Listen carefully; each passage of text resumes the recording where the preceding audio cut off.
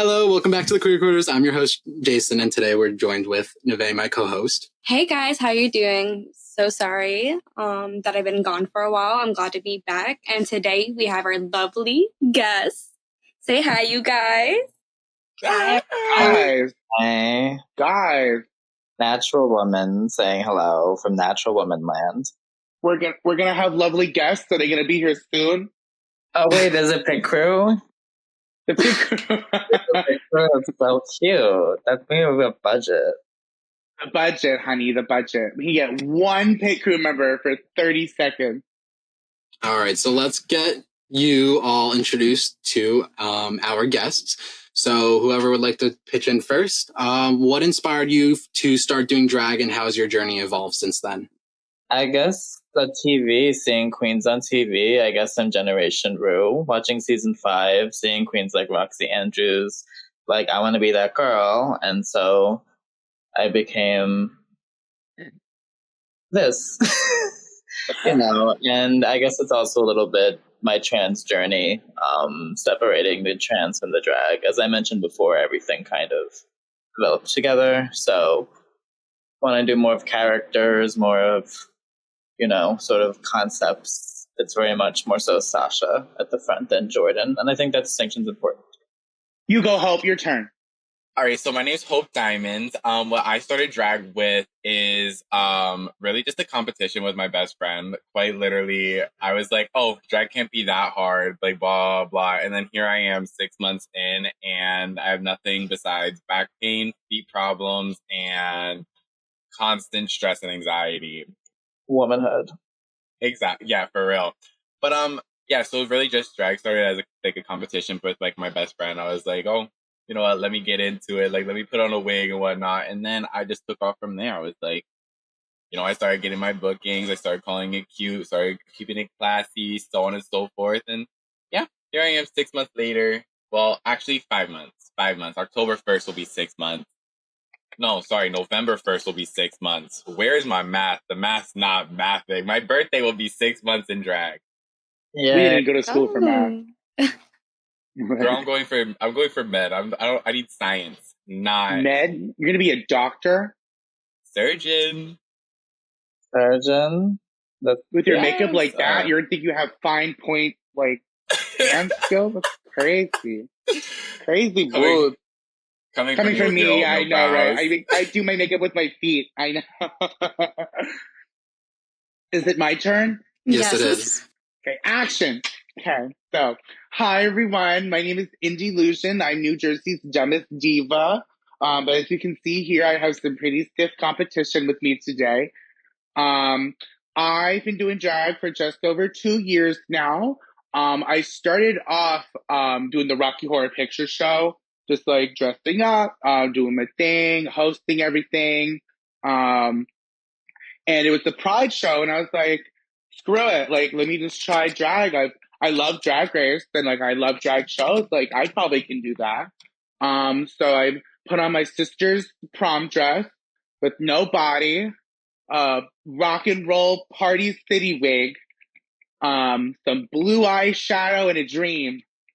And I might have looked a little spooky, but I tore the house down. It was puss. I loved it. I love the energy from the crowd.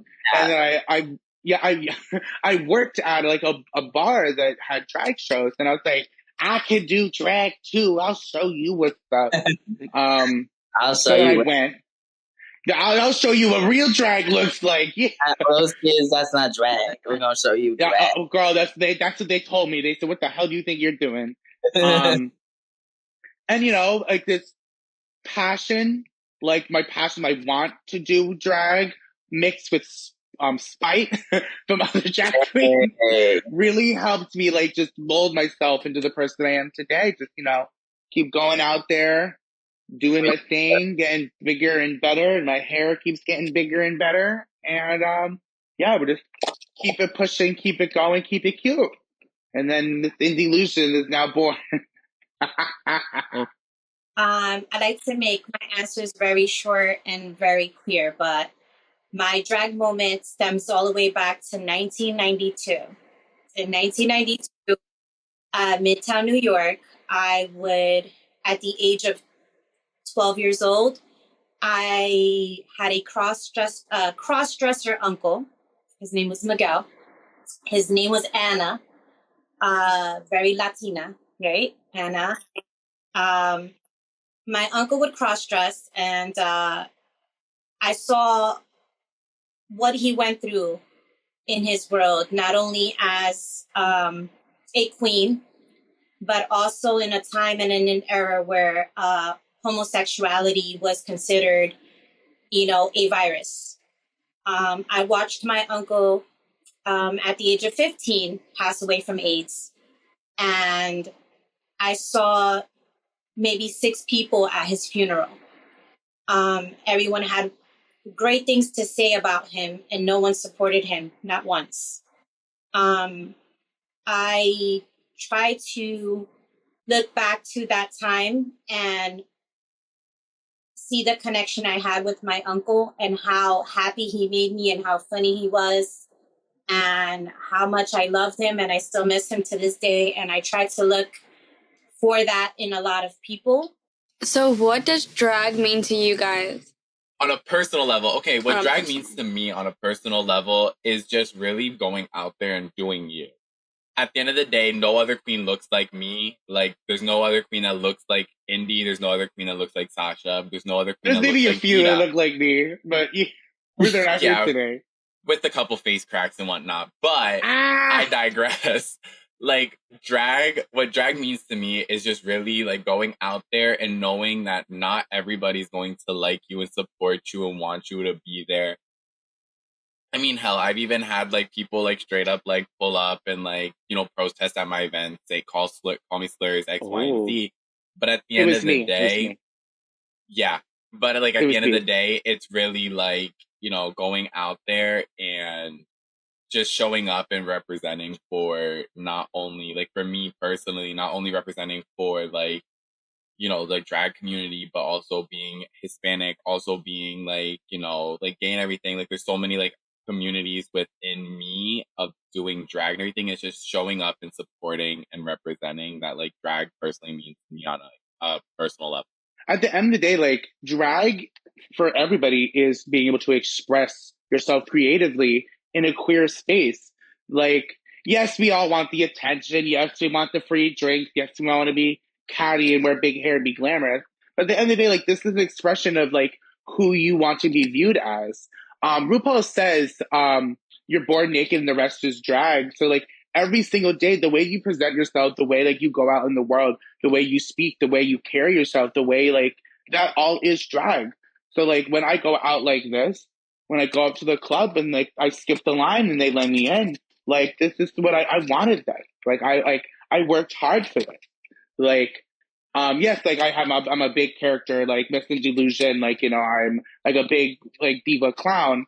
But, like, just because I want to, like, be seen in a certain way, like, that makes me, like, no one really gave a damn about me for the longest time. And, like, that's how I felt. So I was like, well, like, now I'm gonna show you, like, what's up. Like, you can't ignore me. Like, I walk in the room and I'm laughing, I'm yelling, I'm buying shots.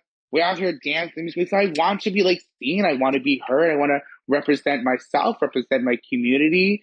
I want to, like, in my core, like, I believe I'm a star and I want to show everybody that. And I want to, like, relish in the community, relish in the space, relish with all my friends. Like, I want to come out and I want to, like, feel important. Like, at the end of the day, like, drag is how you're presenting yourself, how you want to be seen.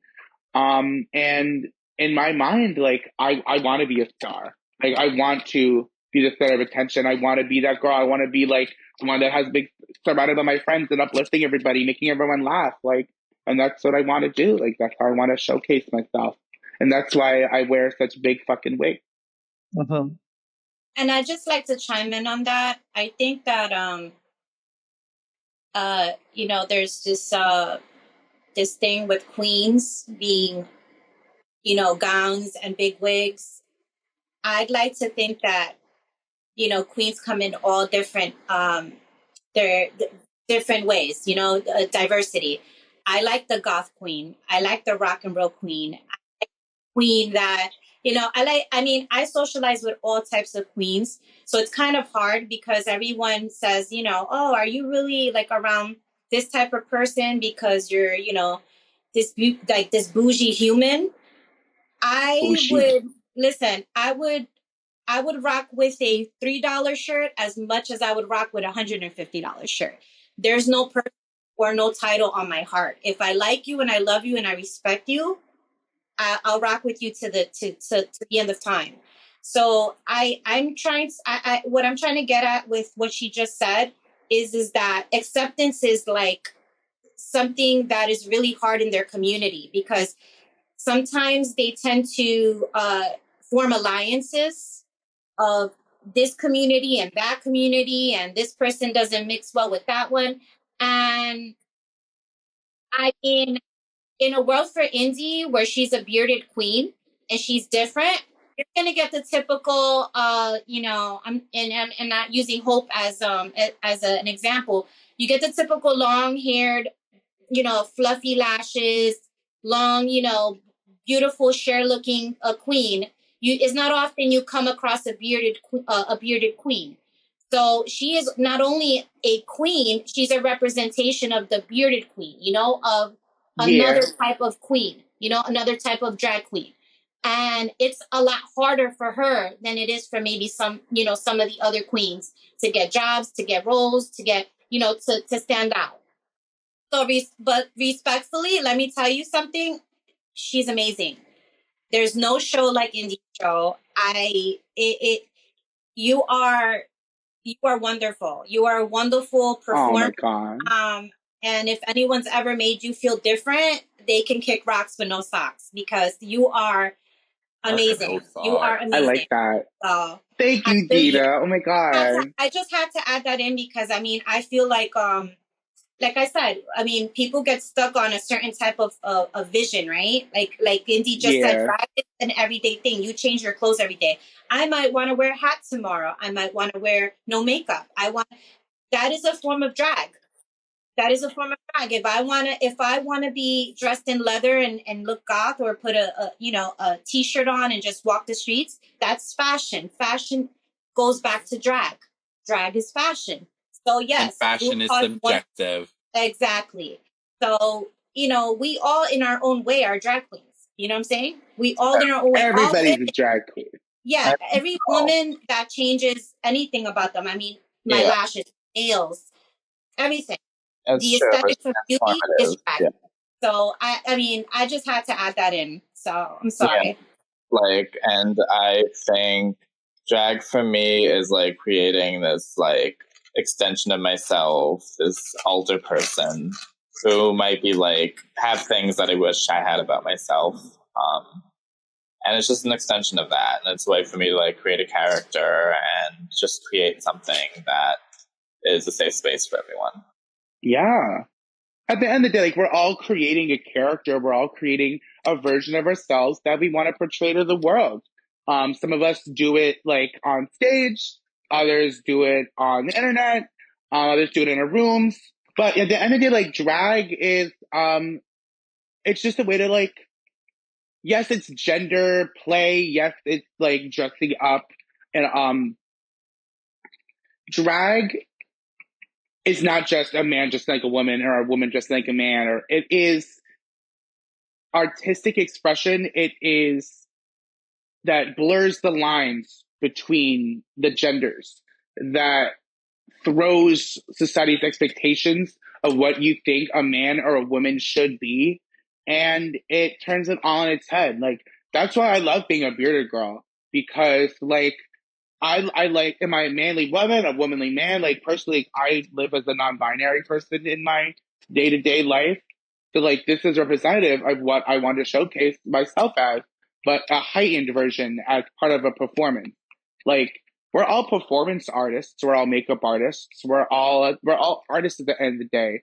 And we've chosen to sink a lot of time and money and skills and expertise into this art form that we love so much. Um, and a lot of people do drag as a passion. When you start out doing drag, you're spending money on it. It's only when you start taking it seriously, when you meet people, that's when you start bringing money back into it as a job. Like, it's not, drag is not cheap, honey. It's not. You don't even want to know how much this wig costs. Oh, $5 at the my dollar God. store. $5 whole. You know how hard I had to work for that $5? The Sharpies to diet. Yeah, all the Sharpie. Oh, girl. I had to go straight to Chernobyl. My hair used to be blonde. My God. So, kind of getting into what India was going into, how has your personal identity influenced your drag performance and style? Well, I'm delusional, and I try to do everything with a hint of this fantasy, and like being in drag sort of encapsulates that for me. What's everyone's like gender out of drag? Out of drag, I am they, she, sort of trans feminine person. And in drag, I feel like it's just more like a character I create. And I feel like the gender distinction is very important. I mean, for anybody, regardless of what your identity is, but it does sort of extend to your character, but there are also things that differentiate it. Out of drag, I'm a whole man. Out of drag, I very much I pull up to your car and say, "What's up, ma?" But like, but like that's out of drag. I very much identify as a man. Very much like, I don't know. I've never been big on pronouns and whatnot, but like, just because I just wasn't raised with them and whatnot. But like so like people like mistaken me as like a woman in drag all the time, and it doesn't offend me or whatnot. But yeah, I live out of drag for my day-to-day life. I'm very much a man, very much a gay man at that. But Yeah. I also, in drag, my pronouns, I go by she, her, they. And out of drag, I go by he, him, they. I consider myself, I'm a cisgendered man, gay man, but I also consider myself non-binary because like I can be particularly very feminine in the way that I act, the way that I walk and talk. And I like representing myself as someone who doesn't really fit into like that kind of box normally. In drag though, it's she, her, they. It's fine by me. He, him. If you want to catch these hands, no, I'm kidding. she's got some Can't big catch a hands case in again. person. To see those hands. You'll break the screen. Yeah, don't do that. Not the Home Yeah. Depot. The Home Depot hands. I'll build you a nice deck. What's a pivotal moment in your drag career that significantly shaped who you are as a performer? Okay. I've had multiple instances where have really shaped me as a person in my drag career. I've experienced the highest highs and the lowest lows in drag. There was like my first time ever doing drag. I remember like being behind the stage door and like sweating. I was like, I need to do this shit. Like, I can't believe like who's let me do this? And then I did Super Freak by Rick James. And I was like, well, they played the music. I was like, I can't turn back now. Threw the doors open. People were living. I remember I made like $45 at a theater, a Rocky Horror Picture Show. And I was astounded.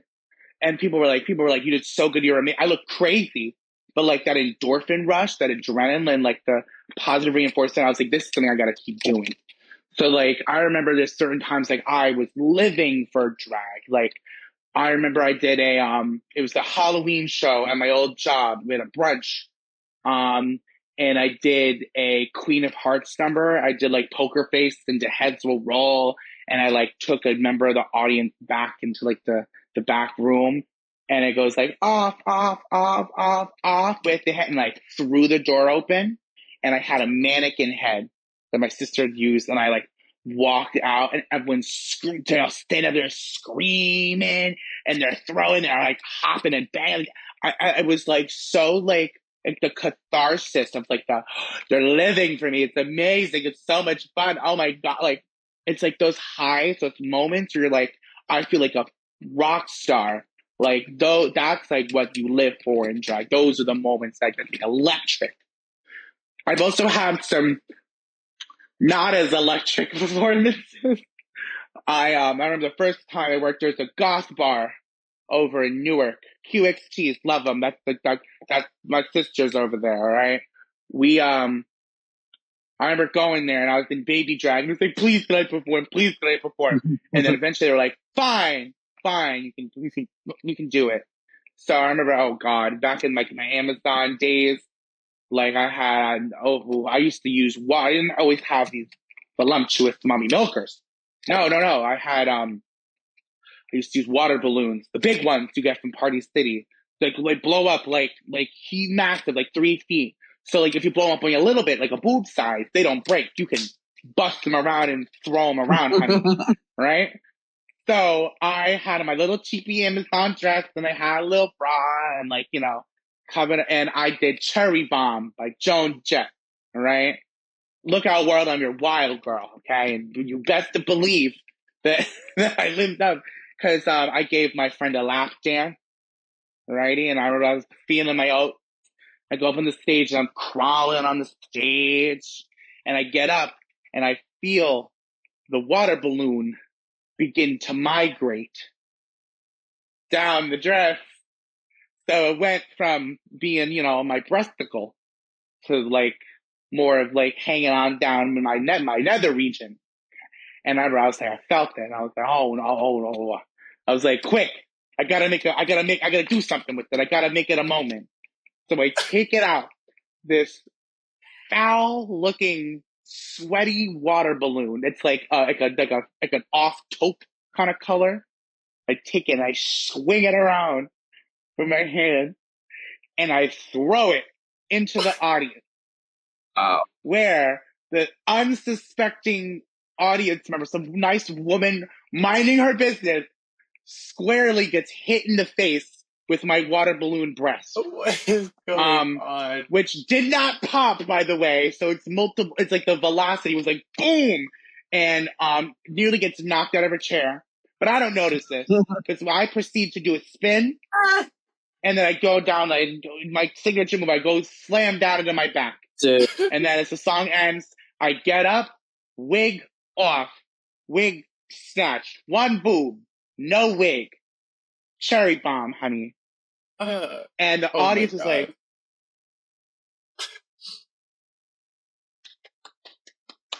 living amazing. When the mic was like, thank you so much, everybody. Go ahead and follow me. And I walk off the stage, all right?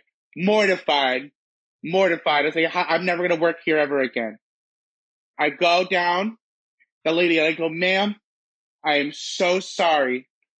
1,000 apologies. She goes, honey, don't you worry. It was the best thing that ever happened to me. And it handed me a crisp $20 bill. And then I work at that bar now. Could you believe? Yeah, I could. I don't know. I've had some crazy experience. I'm gonna have to go to QXT and throw these around then. Hell yeah, honey. Honey, you throw your boob at someone, they'll hire you in an instant. A flotation device and a weapon. Yeah, yes. a weapon. For me, like, especially like pivotal moments is like once I really started like, saying, you know what, screw what everybody else wants of me and whatnot. I was like, like I'm gonna go out there and do what I want. And like, especially just recently, like within the last 2 months, once I started putting this mug on, which like, hello, like skin, and very much, like with my drag, it's the whole thing about hyper feminization and whatnot. Like, I don't want, like, I don't know, like there's so much, as we like discussed earlier, there's so much like different like themes or whatnot with drag, like but between Indy, who is a bearded queen, and me, who's very much like pretty and like not saying Indy's ugly, but like very like Why are you about, laughing? like, Why are you much... laughing? Don't laugh. Don't laugh, Miss Tasha. But like very like like very like my drag is based on the hyper feminization. Like I want to be as like womanly, but taking it to like the next level. Like so like and whatnot. Like I started styling my own wigs, like and whatnot. I tear apart Dia's lashes, put them all together, and put them on my face. Which hashtag lashes by Dia, like hashtag Detali lashes, honey. Exactly, but like but like so like pivotal moments for me would be once like just like this past Friday, like what's today, Sunday, so 2 days ago, I met a RuPaul's Drag Race girl, and she came up to me and whatnot, and I was like, we're having a good talk. I just performed, so, like, you know, I got like a little sweat coming out down my forehead, and like she comes up to me, and I didn't process who it was. I thought it was just a fan, so I was like, oh my god, what's your name? And then like I looked at her and I was like, wait a dang minute. But like, you know, I've met like several RuPaul Drag Race girls, and they like asked me like a lot of the RuPaul's Drag Race queens that I met all thought that, like, you know, I've been doing drag for over 2 years. They're like, how long have you been doing drag? Like, are you like have you auditioned for RuPaul's Drag Race? And like, to me, it's like I haven't auditioned for RuPaul's Drag Race because I'm only I'm not even 6 months in it. She's 5. Like November, well, 4. But this will be my next month. October will be my 5th. November will be my 6th.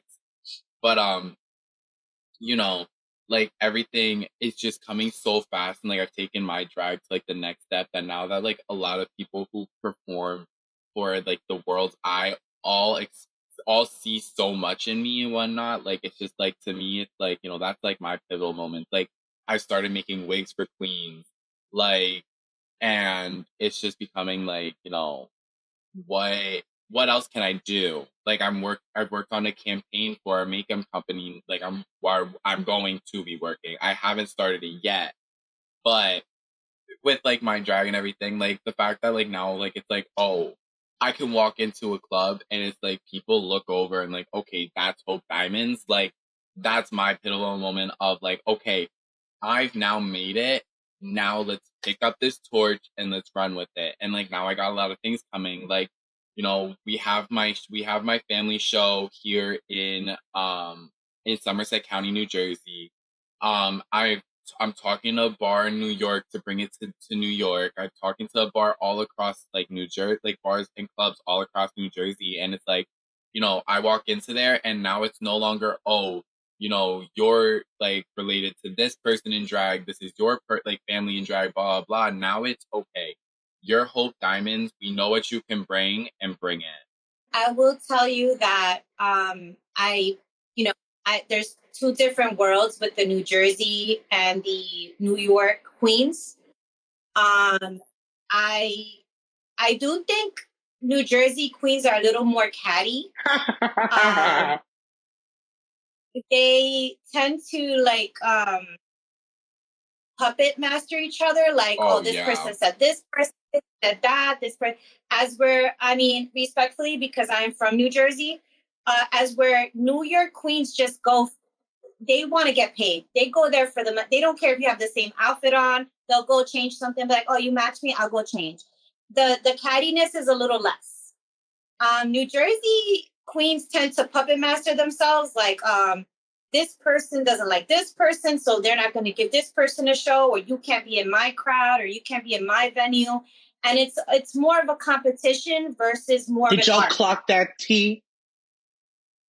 It's true. I mean, it bothers me because as a person who wants to help everyone and a person that is in the community as well to support all, and to just see these people caterpillar into,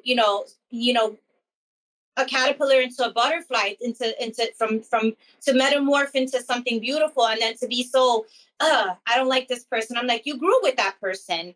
You and that person were friends at one time when, you shared clothes, you shared wigs, you shared meals. I mean, roommates, everything. And it's a different, and I hope this doesn't bother anyone when they watch it, but it bothers me a little bit. And, even the fact that I was questioned at one point, why am I going to New York to support other queens there when there's queens here that could use my support? That bothers me too, because I don't think that we should dictate anyone's the world of drag. I don't think anyone should dictate a supporter. If you're getting supported, if this person's coming to any of your shows to give you any of their time and any of their money, you shouldn't tell them where they can go. Like I'm here at your show supporting you too. So I just had to add that, because when I took Hope to New York a few weeks back, they welcomed her. The Hell's Kitchen queens were ecstatic to meet her. They didn't care where she was from. They saw this tall, beautiful queen, and they said, "Oh my God, right? You're beautiful, and she's Latina, and oh my God, she's gorgeous." And I've had so many people ask me about her, and then I have people say, "Well, why would you take her to New York? Like, why are you not introducing her to people in New Jersey?" And I'm like, and I had to add this into the show because it really bothered me. Because it bothered me because I had to shut some people down that I was very close to. Because at the end of the day, as a person who supports all, I will never have anybody dictate me on who I can support. You're gonna have to Okay, tell me I'll the support tea, Dita. the This is hot, scalding. I will support. Listen, I will support the janitor and I will support the principal. Okay, so I will support the person that has nothing, and I will support the person that has everything. But it is and this is a little off subject, but there is a lot of conflict between New Jersey and New York, and I don't understand what it is. Why can't we just all get along? Why can't everybody just support each other? It's really bad. I mean, it's really bad when you're telling someone that they can't work with someone else because they don't like the way this person looks. Like, that's really it's defeating the Yeah. purpose of drag. You're wanting acceptance, and you want people to accept you guys, and you should love everyone. I mean, you don't have to get along with everybody. No, there's nothing in the handbook of life that says I have to like this person, that person, that person. But you know what? You respect the person and you walk away from the person. You don't have to it doesn't matter where the person was born, what the person drives, if the person drives, if the person has this, that, or the third. It's like you gotta fight for the right to be who you are, but also understand that you can't, and in order to do that, you also have to remove the hate part towards other people. If you want self-acceptance for yourself, and you want people to love you and want you and accept your art, you also have to accept other people's arts. It doesn't have to be, it doesn't have to be your meal, right? You don't have to eat it up, but accept it. And I just feel like, I wish New Jersey Queens would be more family. There's not a lot of you guys, believe it or not. There's a lot of queens all over the world. Los Angeles, Atlantic, Los Angeles. All these places have, Atlanta, have big crowds of performers, right? New Jersey is very small, believe it or not. And instead of us going like this, where it's like, oh, she wore the same wig. Like, I'm like, okay, I can't. So it, I had to add that in. Yeah, it goes back to Hope and the fact that I see two different personalities when I've hung out with her. I see how people look at her up and down when she's in New Jersey, like, competition, because she's a baby, she's new, she's young, she's fresh. So the older people are like, ugh.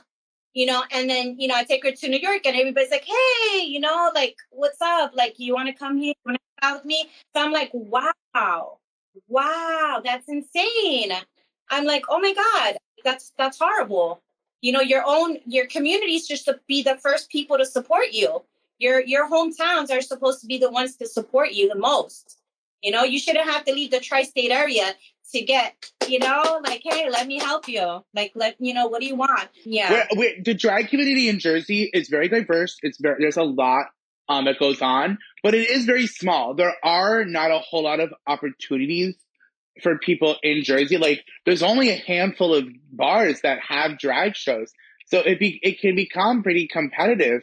It's where people who have a lot of shows want to maintain that, so it can be a struggle for a lot of people who want to be up and coming, that to want to make a name for themselves. And if you're not buddy buddy with a lot of people who are booking their shows, it can be hard to get yourself a name. But even if you are sweet and nice and kind and friendly, it can be a challenge to get yourself out there, to continuously have a lot of gigs. I consider myself pretty I work a lot, but there's such a big focus, especially New Jersey drag. You have to be working, you have to have a lot of shows, you gotta be out here doing. I'm like, it's really not that deep. The competitive aspect that exists in New Jersey can leave a sour taste in people's mouth sometimes. and can kind of push people away. But at the end of the day, like, I've met so many wonderful people, made so many great friends in the community. Like, yes, it can be very competitive. Yes, they can be cliquey, but that just means like you're going to meet a whole wide array, like diverse amount of people that showcase all different kinds of things. Like, there's like, you go to Asbury Park and they're all like soft diva glam kind of queens. But then you go over here in Newark to QXTs and we're all doing punk rock numbers and hair flips and we have mustaches. But then you go to like the sticks and you have multi-talented, diverse performers that showcase all different kinds of things. I was always taught growing up that the smaller the family, the stronger the support. Okay? The bigger the family, the support is everywhere. The smaller the family, the support should be stronger because it's so much less of you. You get me?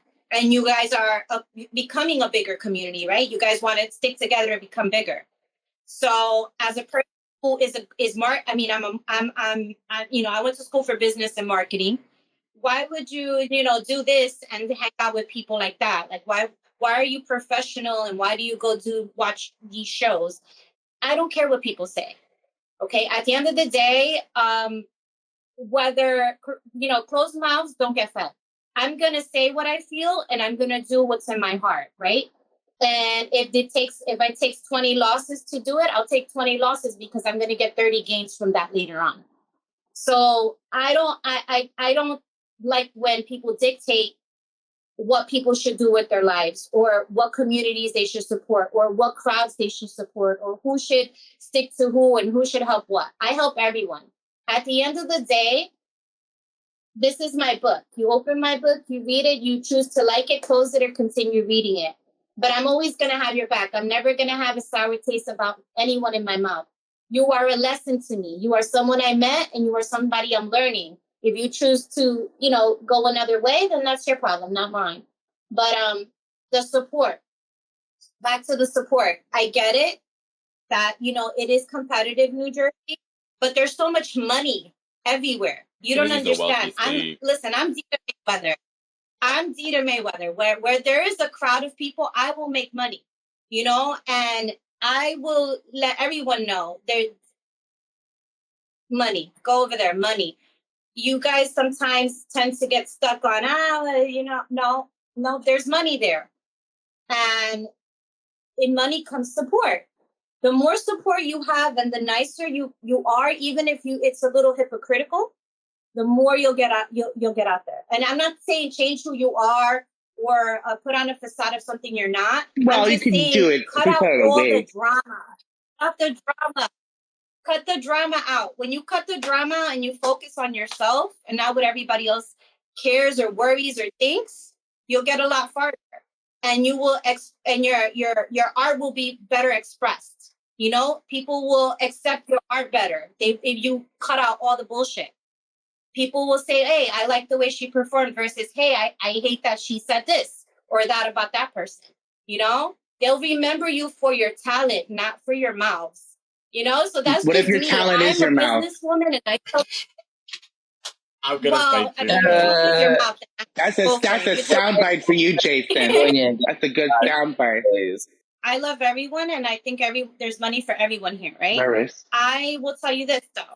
I'm looking to start my own production, drag production, and I've done 12 events now to date. I'm a silent promoter. I don't talk about what I do. And guess what? Everybody has made money. And it's okay with that. You see how much calm there is? Calm. And I'm taking people from some bad situations that, I see people, some bars using people for the wrong intentions, making money off their talent, not underpaying them. Listen, you should always get paid what you're worth. Did y'all clock that tea? Did y'all clock that tea? Not the kitten mug. How have you seen the world of drag change since you first started? So I think the standards have sort of changed. Like, everyone is expected to wear all these like expensive things now. I guess like the standards are higher. I guess I'm seeing like a lot of more different kinds of drag. Oh, and a big thing, the people, the representation of different gender identities, trans queens, bio queens. We're seeing more of that, like in the newer age. And okay, that's it. Someone else. Well, I haven't been in the scene. Nothing's really changed. I've only been in the scene for exactly 4 months. Changed the last 4 months. Well, okay, but like just to see like where my best friend, who I discussed earlier, is the one that like it was a competition to be like, girl, I'm gonna make it in the drag. Shout her out, bitch. She doesn't deserve a shout out. She'll get a shout out on my story. She'll get a shout out on my story. There we go. You know who you are. Exactly. She knows who she is. But like where she started and where like whatnot, like she started where she could buy Shein outfits off of Shein and wear it and perform in it, and then boom, biggity. Like I can't when I started drag, that was not my standards. It was, with my first unit, my first wig, it was a human hair unit that was 32 inches and whatnot, and it was still not good enough. And then that's when I bought my bundles for my 40-inch human hair unit that I'm wearing now. But like everything, I feel like now that drag has like really gone into the mainstream and like drag queens are dropping every day like into the scene and whatnot, like drag is no longer a thing where it's one in a few. Like in New Jersey, there's not like 1,000,002 queens like there is in New York, like and whatnot. But you have to do something that's gonna be, oh, boom, I know who that is. Like, I'm not a dancing diva. You will not see me do a jump split. I am 6'4" out of heels, and I am 7 foot in heels. You will not see me do a jump split any day. I prefer to save my life. Thank you. But like, I have that mug. Like I have that mug where it's like, very like stable. Like, my mug is my mug. Not many people can recreate it. Not many, like my mug is not like, sophisticated and whatnot like Indies is, but like mine is very like soft and like it was a compliment. It was very much a compliment. Cool. It was not shade at all. Like you see that complicated. She looks complicated. I'm also very soft. But yeah. You are. But yeah, like drag, like now there's so much, now that like drag is so mainstream and whatnot, like there's a lot more money going into it. Queens are making a lot more money and whatnot. Like my first gig, I walked away with $50 compared to my most recent gig where I made a lot more than that. Like, and whatnot. So 55. Shut up. It was not fine. But like, so it's like there's a lot more money going into it and whatnot. So you keep having to elevate your drag. You keep having to do something, whether it's you're buying more expensive products, more expensive wigs, more expensive outfits, more sugar daddies. I wish. Sugar daddies are expensive nowadays. But like, so like that's like the one thing with standards, and that's the only thing like that I've truly seen like really go with like regarding standards that really have changed is the fact that drag is no longer something where you can throw on a outfit from the dollar store Party City wig and dollar store rhinestones and go and like do a little twirl. You have to constantly bring something. You're constantly topping yourself. You're constantly showing what is the next thing that I can do where I'm not gonna fall flat. Or I'm not gonna fall and I'm not gonna no longer have like my name in people's mouths. Like that's like with mine is what is the next thing that Hope Diamonds is gonna bring to the scene that no other queen is going to do or can do. Because a queen can copy you, but a queen cannot always do it as good as well. Like that's the only thing with like standards. So what's the typical budget for an outfit? I've always wanted to know, like, what's the typical, like, what's does the that price include range? hair? Like, there's including hair. Does that include hair? I mean, yeah. I mean, hair is the thing, right? Hair is like the biggest thing. So right? my wig, I can't believe I'm admitting this on the thing. My bundle, so I could have gotten this wig pre-sewn and whatnot, but I decided to buy the bundle separately and make it myself. I have 40 inches of premium human hair that is Brazilian. It's also virgin, and my bundles for my total wig costed me around 1,400. Yeah, my wig costed me some What? bread. This is Yeah, my bag in my Girl, but she's dense, she's ready, she's good to go. I thought my wig was expensive. But and then like this literally was my prom outfit. Like this little blazer was my prom outfit. Oh my So but like, you know, the wigs like is what most expensive. My outfit that I'm wearing starting Halloween season is a completely rhinestone bodysuit, and it's costing me roughly like 100. Like, and that's on the cheaper side. I have an outfit that costed around 600 to make. Like, so outfits like really like with how much it costs to make drag, you have to bring something or else you're not gonna do it. Like, you can fall into the scene really quick and you can fall out of the scene. I have seen queens come in, or I've seen queens who were a lot bigger than me when I started, and now they've fallen out of the scene and I'm bigger than them. So it's like just one of those things, like, you have to bring it every single time you go onto the stage. If you're not gonna bring it every single time you go on the stage, then get off the stage. Like, that's how the scene is and whatnot. So it's like, you know, and that's why like I feel like a lot of the queens that are still in the scene have really made it big. Like, you know, Indy have brings something very unique to the scene. Like, Indy is not afraid. She wants to get down and dirty. She's gonna get down and dirty. She wants to get kooky. She's gonna get kooky. Yeah. I She don't wants care to about show how looking much of a stupid. mess she is. She's gonna show how much of a mess she is. Like, I've seen Indy perform before I even started doing drag. But we're not gonna. Where? I found. Girl, I thought we're not gonna. I'm gonna send you the video. No, I still have the video of you. Wait, what you did? I didn't know about this. That's fun here. But Wait, did my yeah, like did my wig stay on? yes, your wig did stay Yay! It on. was a good one. Okay. It was a But good like, one. you know, I saw Indy perform, and Indy brings something that's so unique to the scene that's why she stays relevant. Like, I'm bringing I'm bringing something to the scene to make me stay relevant, and I have to constantly bring something new to the scene, or else, you know, tomorrow, like, my show may not be promised. Like, today, I have a gig later tonight. That may not be promised tonight. Like, it's one of those things that if you're not gonna bring it, don't bring it, but then don't complain that you're not getting booked. Like, and that's where, like, New Jersey really falls short, is queens will bring something that they've brought a million times over. And when they're told, okay, it's getting a little old, like, bring something new, they don't want to. And then boom, what happened? Sorry, we're not going to book you next week. So that's really where the drag scene is now. And where is it going to be in 5 months from now? Where is it going to be in 6 months from now?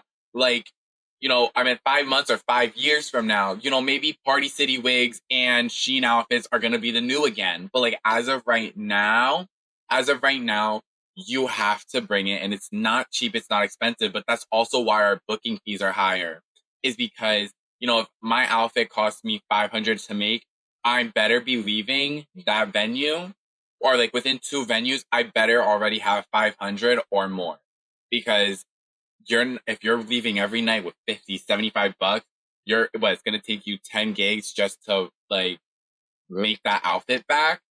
And then boom, that's when it's already old. And now you got to spend that 500 on a new outfit. And then you're constantly bringing yourself into more debt. And so like, that's really where standards are. And that's really where the drag scene is. Yeah. I feel like the standard is the thing that's really changed a lot over the last 2 years. Is like, when you start out doing drag, I said it before, you're losing money. All right, you're losing money. You have to build, like, unless you're like a makeup artist, like you there's a skill set that you have to learn, and there's money you have to sink into it before you start making money. I said a big thing now is also like the focus that a lot of queens have on constantly staying booked, constantly staying, like, making sure they're at the top of their game. Like, people, it can be really competitive. Like, people want to stay booked, they want to stay busy, they want to stay making money. And like, if you want drag to be your main source of income, that's what you got to do. You got to keep like investing money into new wigs, new outfits. You got to make new mixes. You have to keep constantly improving yourself. Which is like, honestly, like it kind of sucks the fun out of it a little bit, because I started doing drag because it was fun. I love going and I'm a big clown, and like everyone, Hope said like I really appreciate it. Like she said, like I bring something unique to the scene. Like I love that, because everyone takes themselves so fucking seriously. Like everyone's like, I'm the Grand Dame Diva, and I do balance, and I have all my dresses are custom made, rhinestone down, like Swarovski. I'm like, girl, okay, like Not relax, you like calling me out like no, that. no. You can look amazing, like, and there's nothing wrong with that. I love that. Like for me, like I take the piss out of drag. Like I'll show up, I'll be stupid, I'll be loud and crass, and I'm here because I want to have a good time. I want the audience to have a good time, and if I can make money doing something that I'm passionate about, that's what matters to me. Like I do a lot for I love the opportunity of drag. Like you want me to come out to your bar? You're gonna come pay me to come do this for you? Well, thank you. Like I love it. Like people, like they see me, like they know that they're gonna come to an In Delusion show. Like I am like I love to be on the mic. I love to be funny. I love to be silly. Like a lot of girls nowadays, like it's so they want to be so serious. Like drag has stepped up where they're like, this is a serious endeavor, and I need to like be the Grand Dame Diva. I need to be the best. Like I need to be in Asbury whipping my human hair unit and doing backflips. Or if you're not doing like I like. Girl, I'm gonna Are show you up. calling me out? You can't do a backflip, Oh no, can not in you? heels, babes. I can do a No. backflip, but don't. I'm not in heels. Not in Oh, my okay, freezers. okay. I'm not trying to break something. I'm already Okay, gonna need okay. knee replacement surgery. Yeah, girl, if you do a backflip, I'm gonna start thinking you're fucking prima. Like, oh. Anyway, where was I? So cute. Shout out Prima Love. It's my sister. You know, I know Sasha performs on and off. I don't know exactly, you know, if she does it as much as you guys. I do know that she's a very good makeup artist, and she has a lot of she does a lot of makeup for other, you know, for Yeah. queens and stuff, and she does a lot of, you know, artistic work. But I mean, she's very quiet right now, and I also want to hear like how is it being you know, in your world too. Like, I mean, you know, being, you know, a transgender, drag, you know, makeup artist slash so on. Like, how is it? Like, Yeah. 'cause, Yeah, well, I mean, you're from borderline New Jersey, New York. So I want to hear like, how is it? Yeah, it's Long Island, New York, but yeah, that's basically what I do. I sit in my room and I put on makeup and I show people about it and I talk about it and it's my whole thing, and I integrate drag into that. And you know, I do perform mainly because I'm told to by my drag mother, but I like it. It's fun. The money's fun. It's nice to do something. I can do a little 5, 6, 7, 8. I have a little bit of a dance background, which people don't know about. And, but yeah, because of all the stuff I do outside of drag, all my endeavors, academic endeavors that I don't know if I want to get into too much right now, it leaves me with very limited time. So the time that I spend committed to drag is really just on front of a camera, just kind of doing this basically. Like I filmed things. I filmed a little bit of this process because I had a whole vision, and it's going to be so amazing, and I can't wait. And yeah, I mean, you see in the back, it's just a little Sephora, basically. And yeah, like it's been a great journey because a lot of what I do, like I was noticed by brands, I get sent PR, I do the whole promotion influencer thing, and it's fun. And you know, it is not the steadiest source of income that we're getting there, and all the free stuff helps you save money. And yeah, I mean, it was really great. And one of my greatest gigs is with Deedly, like being the lash model is a lot of fun because these lashes are really amazing to the point where like I don't use any others. I turn down other brands. They come trying to start an affiliation and I try their lashes and they're literally trash. And I'm like, I can't do this. And Deedly is the only one that like they're amazing. And yeah, I really enjoy what we do together and all of the endeavors, and it's been really great. The last 2 years, things have really kicked off for me, and I feel like Deedly was a big part of a lot of that. So, yes, I'm very grateful to you. I love all these girls, and I mean, off the drag and off, no matter how they come into my life, whether they want to be dressed, whether, you know, if he wants to be in or, you know, Sasha just wants to come and, you know, be Sasha in and out of drag. Henry, I love you guys. So it doesn't even matter if they wear my lashes, honestly. I love who they are and I love what they stand for. And I picked these three people because they are also very different, but they are also a lot alike, more than they know. They're probably three of the most expressive queens that I know. They don't care what other people think and they speak their minds. And I'm here. I'm here to cheer it on because the world needs more people like this. Being your natural self and being who you are, your authentic self, will get you way farther in life than the prim and propers. You get what I'm saying? You don't have to, you don't always have to be something you're not to get ahead in life. You know, you be who you are and trust me, it's gonna get you a lot farther. And it might take you a little longer and you might think that you're not at the, you know, the level of other people, but no, you are. You're beyond that because you're authentic. And authenticity never dies. It lasts forever, you know. You know, you see these artists, you see Freddie Mercury, you see these are people that are still talked about. Even my Amy Winehouse, who you see here, like so underrated, so you know, everyone focused on her drug habits and what about the talent? You know, her music, her music is like no other. I mean, I can sit and listen to her for hours, and that's real talent, not like the teeny bopping music that you guys all listen to now over and over. That's not music. I'm sorry. I don't care. I don't care if it's making. Yeah, you're not, so funny. it's not. It's not. Like I like authenticity, and I will die authentic, and I will be authentic. But I'm glad that you guys are together on the show because you're also very different. And the world needs more Sashas. The world needs more indies. The world needs more, you know, Hope Diamond. Like you guys, and I just have to express that, you know, because I love you guys. So Love you too, and anywhere I Dita. go, you guys will go.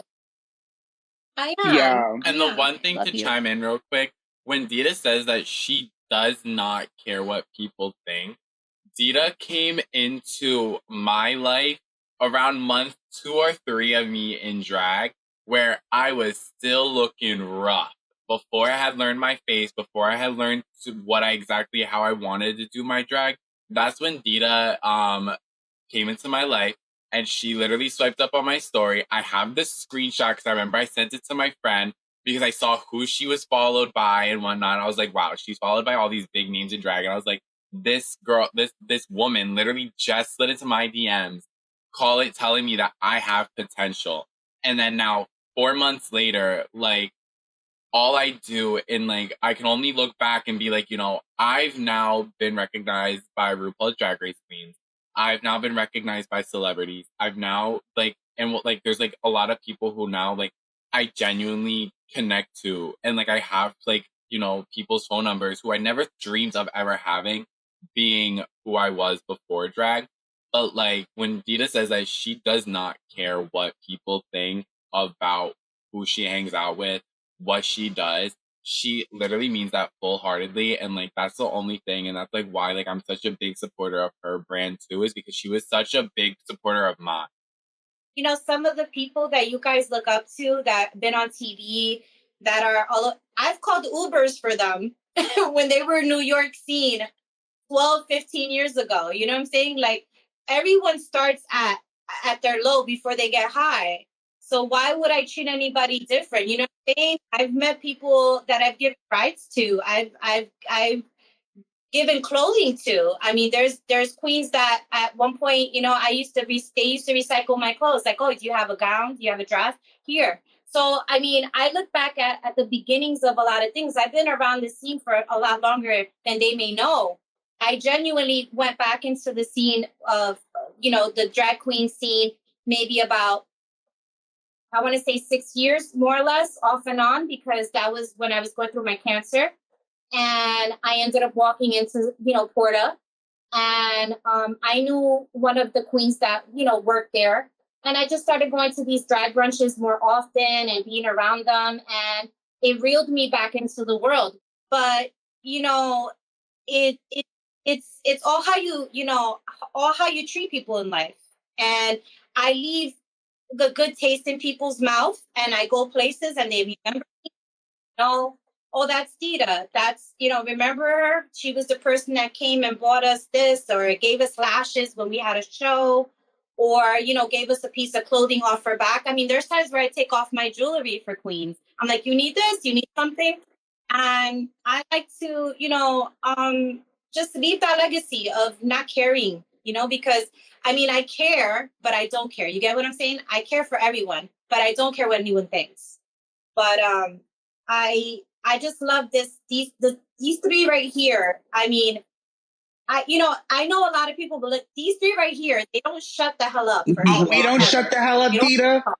We don't shut the No, guys, not You're one to talk it. here.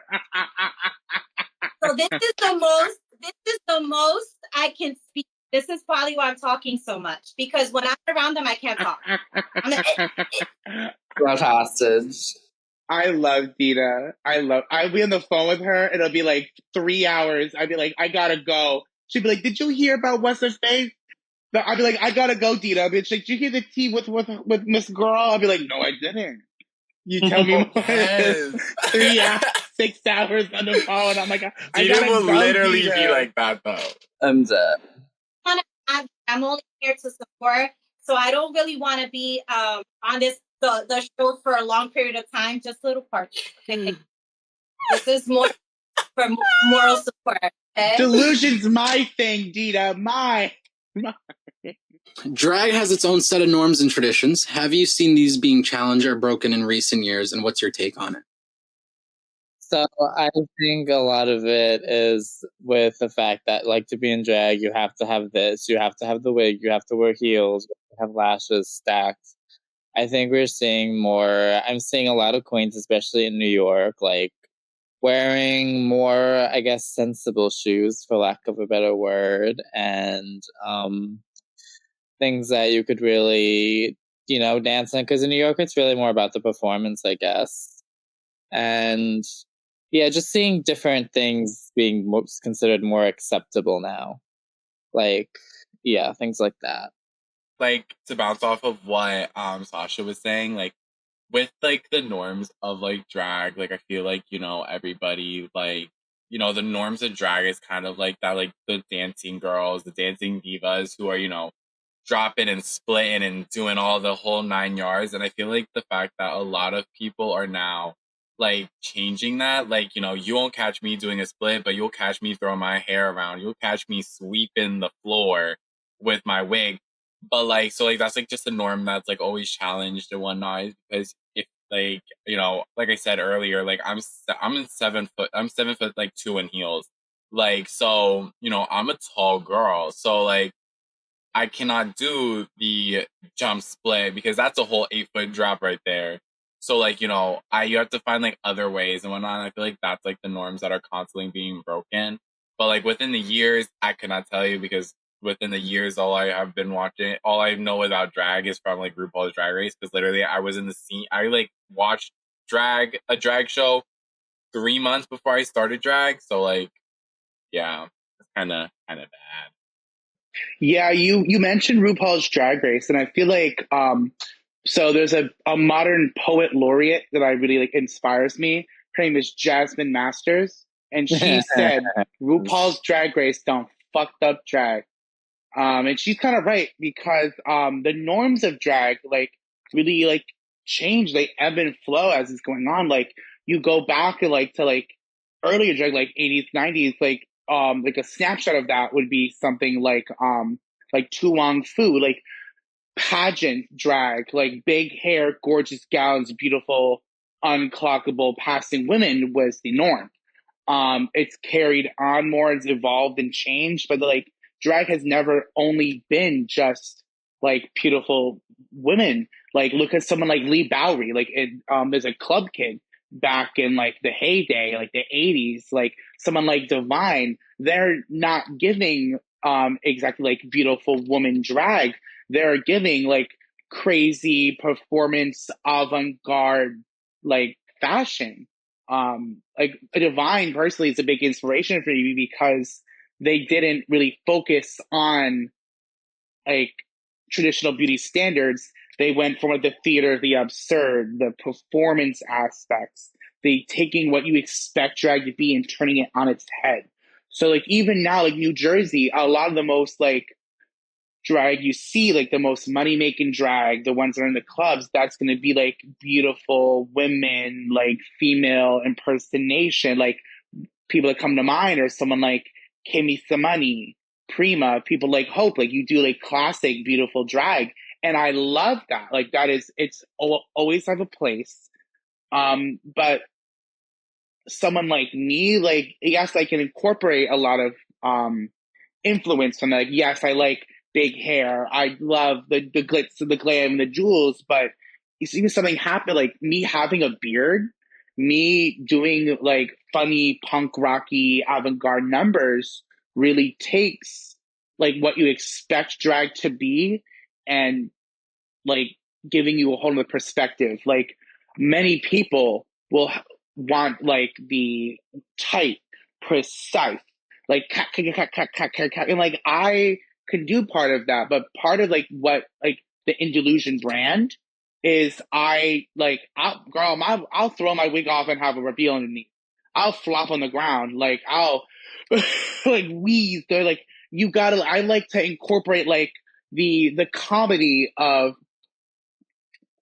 how unprofessional. Oh my, I'm kidding, I'm kidding. Well, so personally, like, I like to incorporate a lot of the comedy of like not being so precise and professional. Like I like to incorporate that rough around the edges, like the taking, like shooting from the hip. Like that's it. I think it's funny. I think it's real. I think it offers a new perspective that a lot of other people are not doing.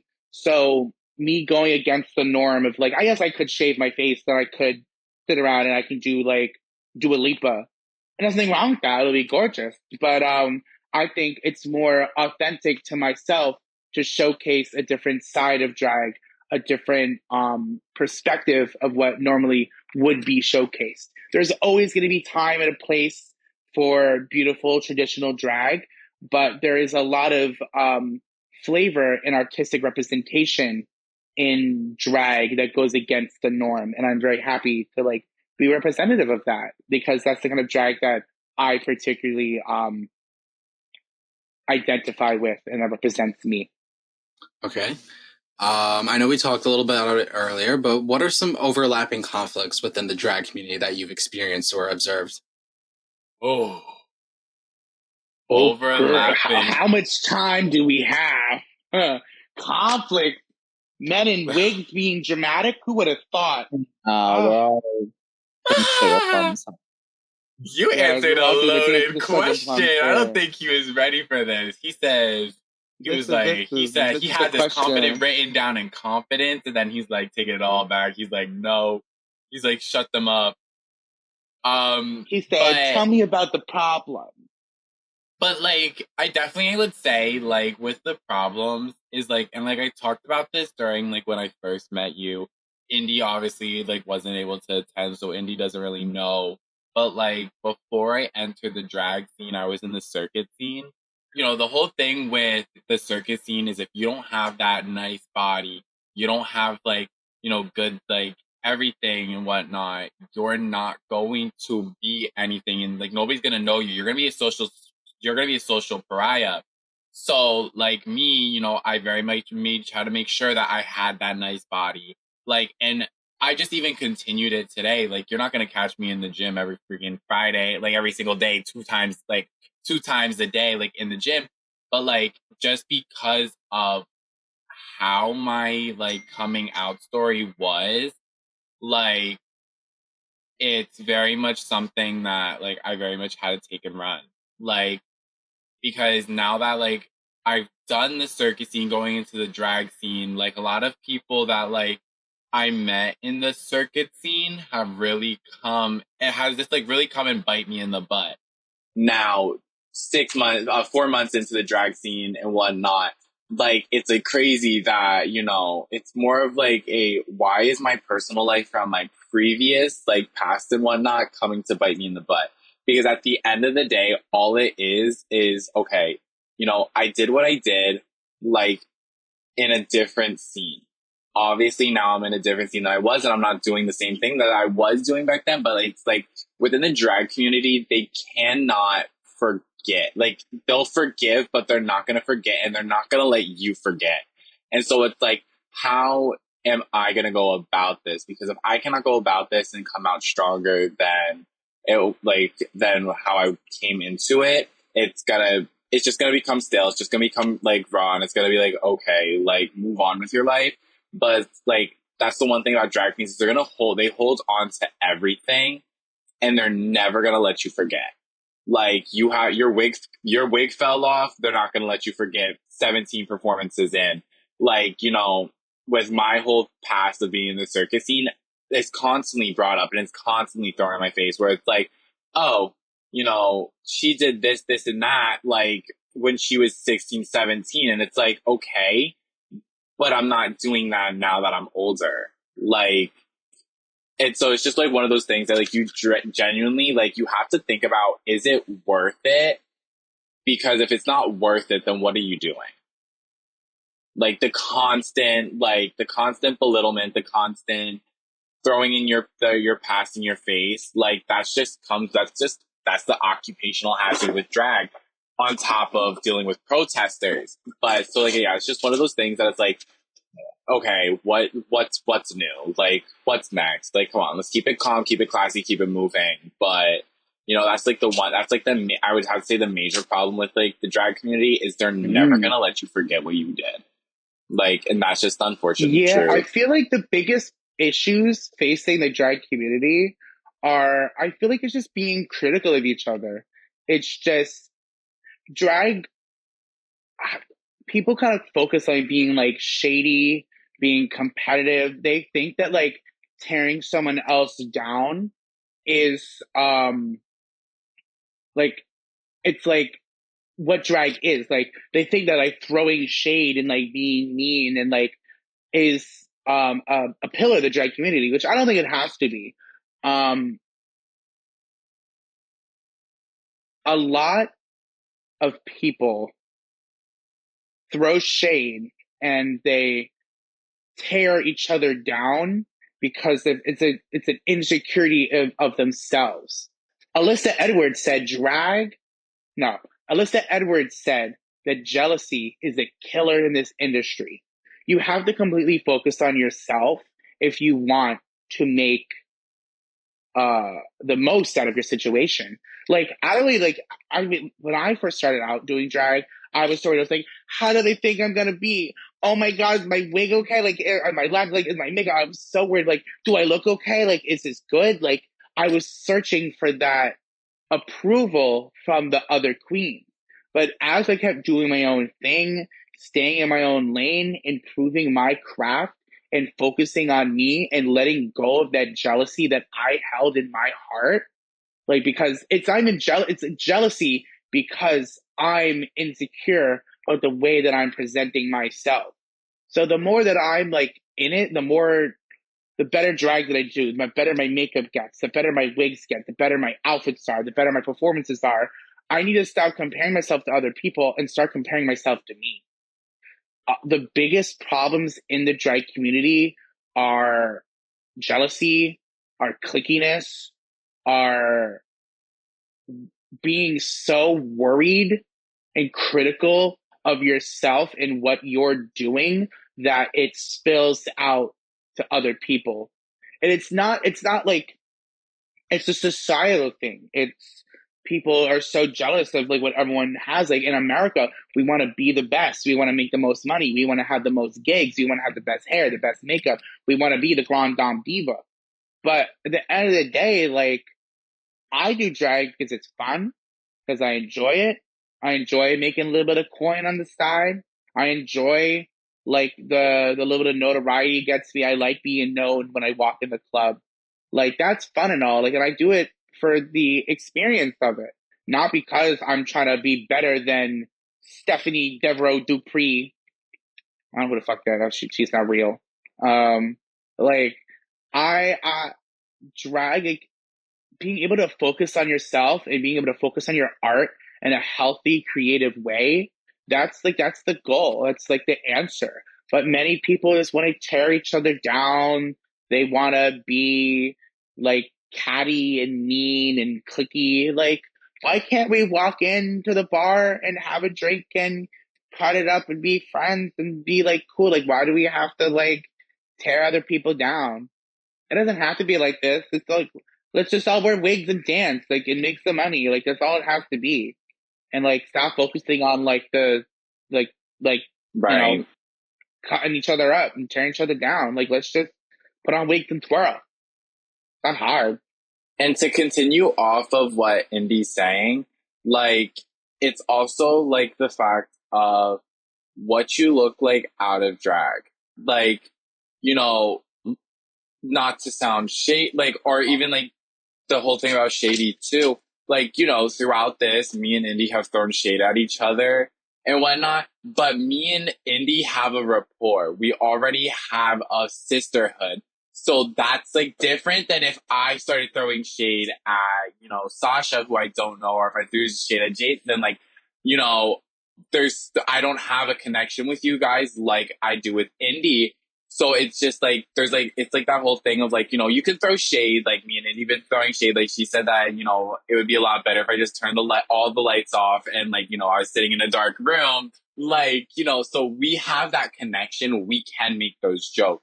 If I went to Alyssa Edwards, who I've never met, or if I went to Sasha and I was like, oh, like, you know, you got this, you got that. Like, I don't have that connection to make those jokes. And then to also continue on the fact of like how I was saying earlier, like, you know, how you look out of drag. Like, you know, there's some drag queens who in drag, they look stunning and elegant and beautiful. And then out of drag, they look like a naked mole rat.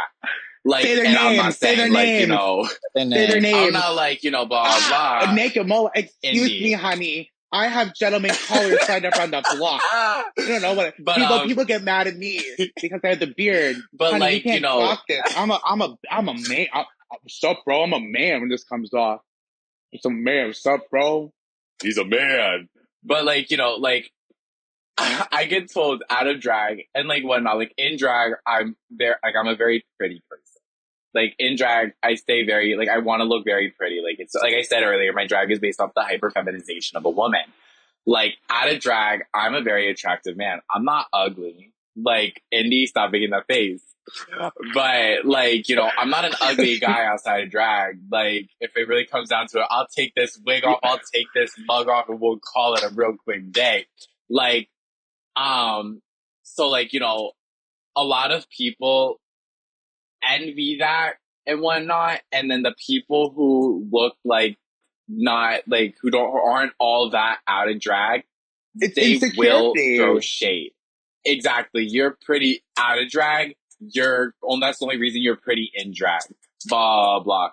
And so like that's like another thing. It's like, you know, it's like why instead of constantly hating on the fact that I'm attractive in and out of drag, or that somebody else is attractive in and out of drag, why can't you just think about the fact of my artistry is my artistry? Whether you can equate to my artistry is up to you. And if you can't equate to it, then that's fine.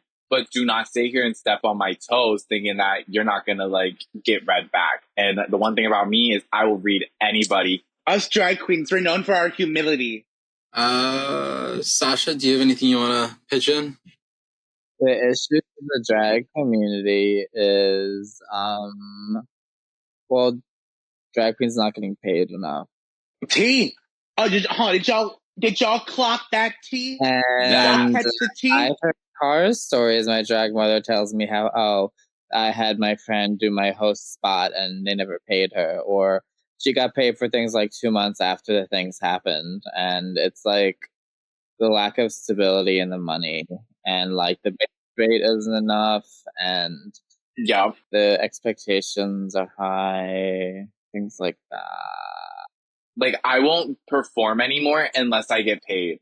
I come in, when I show up, I want to get paid, because I've had literal bar owners, like, literally tell me, oh yeah, just meet me outside, I'll pay you.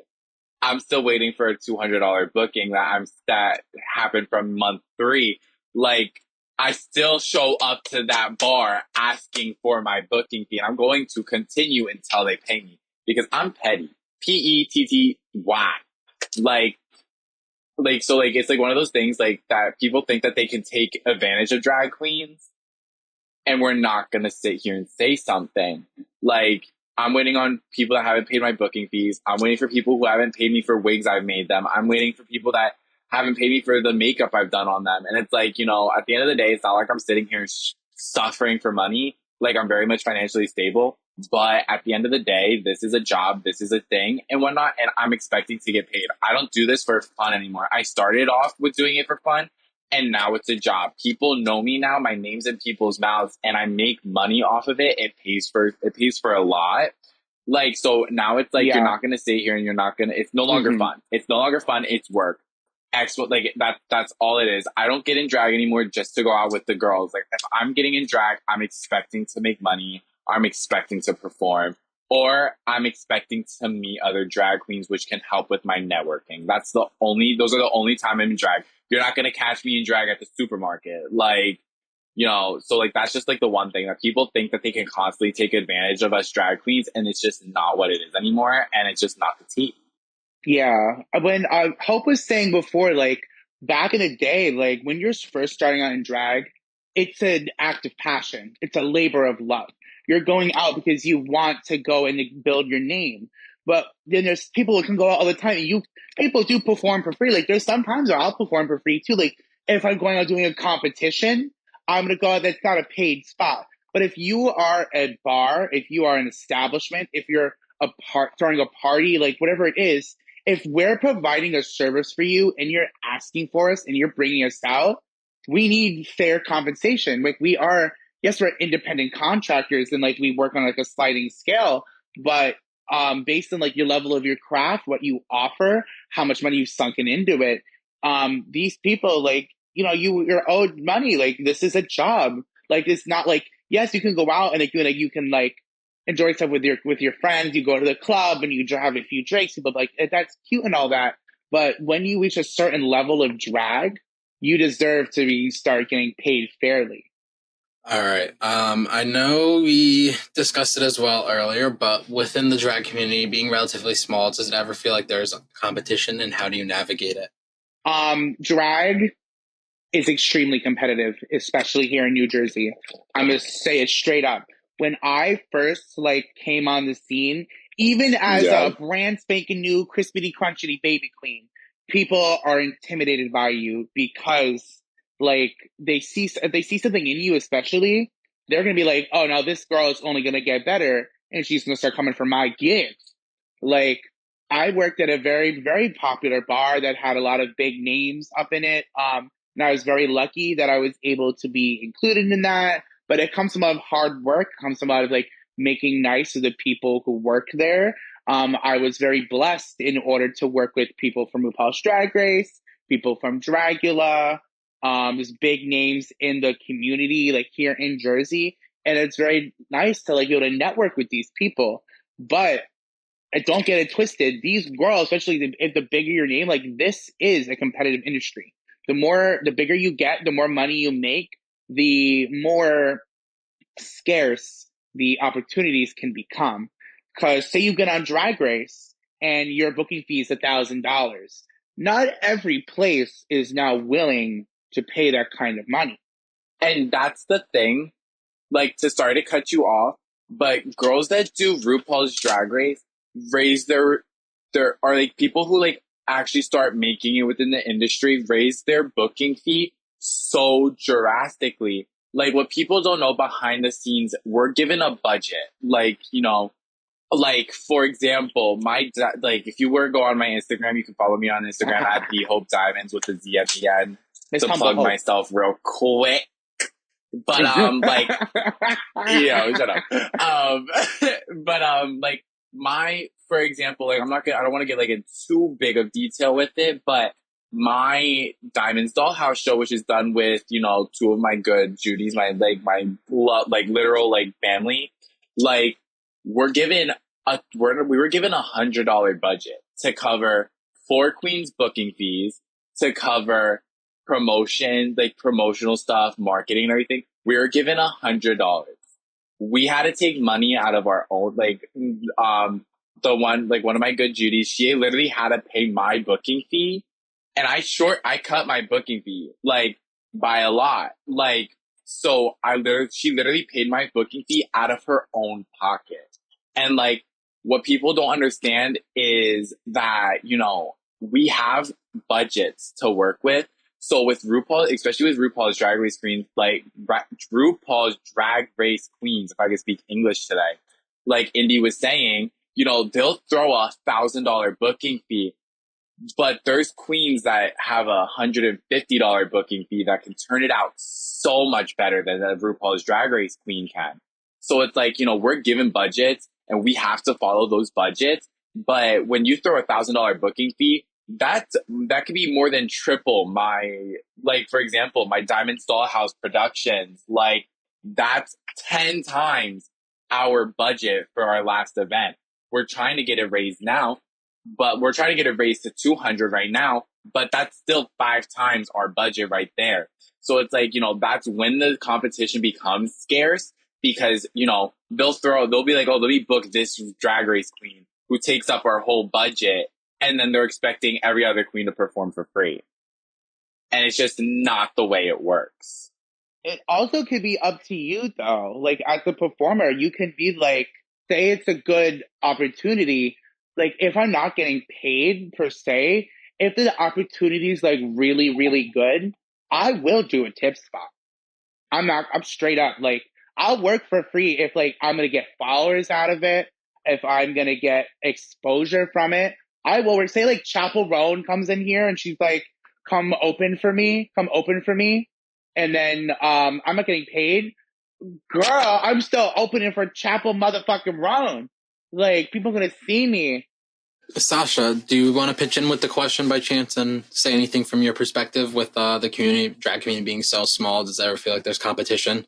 Yeah, I guess there's competition in the sense in New York that there's just no money. Like, everyone needs to make money, and to win, you have to be the best one, and that's the only one that's going to make the most money. And I think that's where the biggest competition arises. I mean, obviously, there's a lot of titles, and people want to win these titles, and that could also be another potential for competition.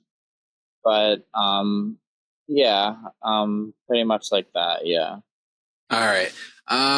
So moving on, how do you stay inspired and motivated in your drag career, especially during challenging times? When it comes to like me, like with my whole thing with drag, like it's no longer fun. When you lose motivation for something fun, you just stop doing it. Like, it just is what it is. But with drag, it's now a job. I get paid to be in drag. You know, they say like if you don't love what you are doing, then you're obviously not doing the right thing. And I love doing drag. Sometimes I just lose the motivation, but at the end of the day, it's a job. So for me, it's every Friday night. Guess what I'm doing? I'm putting on my padding, putting things where they shouldn't be. You know, putting my hair up in a bald cap and adhesing this freaking lace onto my skin like nobody else's business. But yeah, so that's like the one thing is like, you know, truly like you really have to think about everything as the fact that, you know, you can lose motivation. Like full time, I work at a financial institution, like, and whatnot. And like, there's times where I don't want to pick up the phone and tell somebody loan rates or talk to somebody about a denial, but I have to because it's my job. And so like, that's like the one thing that some queens don't, or they look at is they're like, oh, you know, I'm losing motivation. Like, I'm going to take the like a month or two off and then come back. Okay, you took a month or two off, but your bookings that you got have probably been filled in, and you're not going to get those bookings anymore. You want to take the month or two off, but you're going to come back, and so much is going to change in the scene. Like, it's one of those things. Drag is one of those things that you cannot take off as long as you would like to. There's times where, child, I want to stay out of heels and I just want to stay curled up in a ball in my bed, but I can't do that because at the end of the day, this is my job. This is what I get paid for part time. It pays for some of my bills. Like, and I want to live. I'm not gonna lie to you. I want to live nice and bougie and fancy. I need to make money to live nice, bougie, and fancy. So it's get myself ready, get myself out that door, and get myself to my booking. Friday, Saturday, Sunday. Like, it's just is what it is. Mm-hmm. Yeah, I agree and disagree with some of the points that Hope made. I'm actually fresh off of a break of drag. So I was so lucky to be really busy during June and July. And August, it kind of I'm the kind of person like I'll seek out gigs. I like to keep myself busy. Like there's a lot of like pounding the pavement to make sure that you're busy. But I felt like when I had a lot of bookings and I was doing like anywhere from 2 to 4 bookings a week, I almost felt like the quality of my art almost kind of suffered in a way, because normally, like, say I have like, if I have like 1-2 shows a month, then like I have time to like make a unique mix, put together a unique outfit, like really put together and plan my stuff. But then if say I have 4 gigs in a week, then I'm over here, I'm like, Pink Pony Club, throw it on. The quantity of the drag, for at least for me, personally speaking, like the quality suffered it a bit because like people know me like from doing like a funny mix, having a unique idea for my number. But if I'm doing 4 gigs a week, like I can't dedicate the time to having a big grand theme for every single one of those. So like, yes, I love being booked and blessed and busy and like, oh, look at me, I go off to the gig again. Like, but for me at least, like, I can't dedicate the amount of time that I want to into a whatever idea that I have into fruition.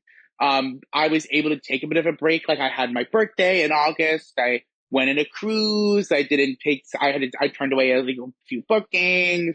But I just had a gig with Out Montclair. I worked with Prima Love. I worked with Show Pony. It was really fun to like get back into it. But I'm telling you, girl, I did Pink Pony Club, and I think I was wheezing, winded. But like at the end of my second number, I did another one. I did like a unique mix that like I put slapped together, and people are living for it. And I'm like, you know what? Like this is why I do this. Like the inspiration comes from the audience. Like I love hearing like everyone loves to hear they did good. So like when you put work into something and you go out, you perform, and people are like, you're amazing, you're beautiful, they're handing you money. Like me doing drag and seeing other people do drag like inspires me to keep doing it myself. So like I draw a lot of inspiration from other drag performers, from myself, and just like when it gets tiring, I'm like, oh, how do I do this anymore? That itch comes back that I'm like, I wanna go to the club. I wanna be on the mic. I wanna put together a cool mix. I have a great idea for that. I just ordered this new dress. This looks gorgeous. I just got this wig. I was sitting there. I haven't touched this wig in months. Or this like probably a month ago, sitting there, and I'm like, I can't fucking wait to wear this wig. Madeline had her outdone herself, honey. Shout out Madeline, my wigstress. My God. Oh. What impact do you hope your drag performance has on your audience? I want my audience to see that they can live the life they want to live, be the person they want to be, all that corniness. Let your creativity show. Yeah, things like that. With me, I'm not gonna lie, and I'm not gonna try to get all like emotional because like no, but like with me being a first generation like Hispanic, like father of it, like father, whoa, son of an immigrant, like where especially being Hispanic, like your feelings are not put first. We're not taught to, where we're not like growing up Hispanic, we're not taught that, oh, it's okay to express your feelings and say, I'm upset because blah, blah. It's, men in Hispanic families do not cry. Like, so with my audience is that it's okay to be yourself. It's okay to, if you want to put on a wig and you want to go strut in your little, even if you want to strut in a little kitten heel, like you could best believe I'll give you a sideways head and be like a kitten heel. But like, do it. Whatever makes you happy is something that makes you happy. And like, unfortunately, growing up Hispanic, like that's just not the way we're taught. Like especially being a boy in a family, it's you are a man, like act like one. It's all based off of that stereotypical like thing. So it's like, but that's like what I want my audience to know is that, here I am as very proud and Hispanic. Like I will never tell somebody that I'm not Hispanic. Like, I'm a very proud Hispanic person. And like, it's like, at the end of the day, like, it's okay to be in touch with your feminine side. It's okay to tell people how you're feeling. It's okay to, to cry in front of somebody. And like, that's like anytime that I host, I always make sure like, people know that like your mental health truly does matter because like when you constantly put those feelings aside, like, it's just one of those things that your mental health completely depreciates. And like, so like, that's like what I want my audience to take away is like, if you feel some type of way, speak up about it because at the end of the day, nobody's going to advocate for you if you don't advocate for yourself. So it's just one of those things that like I make sure my audience knows. I'm like, I get very nice and personal when I do my little walk arounds, like greet everybody, and I'll be like, hi, how are you? And they'll be like, good. And I'll be like, no, seriously, like, how are you today? And then they'll be like, oh my God, like, I did this, this, and this today. And like, you could just see like the immediate switch up in their face. Like, so like, that's just like what my main goal is. And then, just the usual, like, make sure to applaud, even if the queen does terrible, buy your booze and give the C for cash. I am the kind of person that I need to go around. I need to talk to the audience. Like, I'm the kind of person, like, I'm a performer where a lot of what I do, I like to be very raw. Like, I shoot from the hip.